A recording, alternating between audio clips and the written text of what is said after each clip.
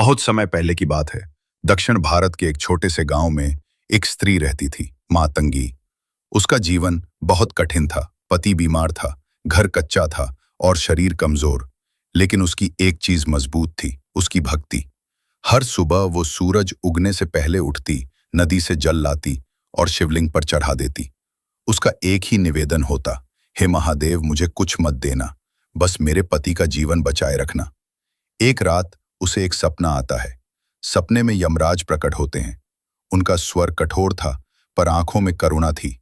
वो कहते हैं, मातंगी, तुम्हारे पति की मृत्यु का समय आ गया है। कल सूर्यास्त के समय हम उसकी आत्मा लेने आएंगे। नींद खुली और मातंगी शांत थी। उसने ना किसी से कुछ कहा, ना कुछ खाया, बस शिव के सामने बैठ गई और जाप शुरू कर दिया।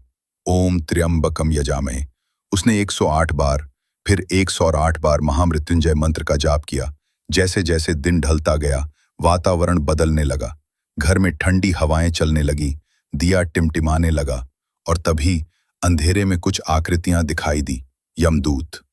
उन्होंने जैसे ही घर में कदम रखा, मंत्रों की शक्ति ने उन्हें रोक दिया। वो थम गए और बोले, हम मृत्यु के दूत हैं, पर तेरी भक्ति हमें रोक रही है।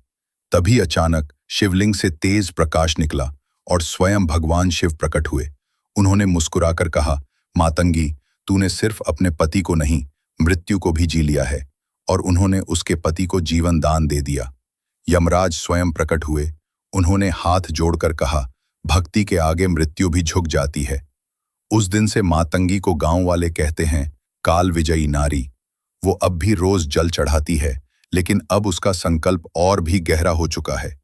बहुत साम्यबत्ती ही सिख यह है, जब नारी सच्ची श्रद्धा से भक्ति करती है तो स्वयं भगवान उसके द्वार पर आते हैं। भक्ति वो शक्ति है जो मृत्यु तक को पराजित कर देती है।